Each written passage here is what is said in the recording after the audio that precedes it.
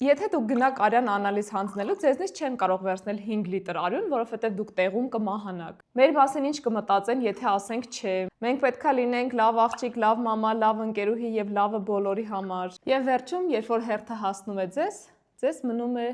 ոչ մի բան։ Եվ եթե ձեզ թվում է, որ դուք ավելի անձնազոհ, ավելի բարեգութ եւ ավելի բարի եք, քան ողջ մնացած մարդկությունը, ապա ինչու է այնպես ստացվում, որ վերջում դուք մնում եք բոլորից վիրավորված, կյանքից նեղացած, հոգնած, հիվանդանում եք։ Ձեր էներգիան եւ ռեսուրսները առաջինը պետք է ծառայեն ձեզ։ Ամենասկզբում պետք է բավարարվեն ձեր կենսական կարիքները։ Ձեր բոլոր ցանկությունները ավելի կարևոր են, քան մնացած բոլոր մարդկանց բավարարելը։ Եվ միայն այն դեպքում, երբ ձեր բաժակը հագեցած է եւ դուք սիրով ցանկանում եք, կարող եք ուրախ եւ բավարարված կետից հոգ տանել այլ մարդկանց մասին։ Եվ եթե ձեզ սիրում են միայն նրա համար, թե դուք ինչ եք տալիս ձեր շրջապատին, ապա միգուցե ժամանակն է փոխել միայն ձեր բարիքներից օգտվող շրջապատը։ Եվ երբ որ դուք սկսեք հոգ տանել ձեր մասին, ձեզանից առաջինը կհեռանան հենց այն մարդիկ, ովքեր ամենաշատն էին օգտվում ձեր սահմանների բացակայությունից։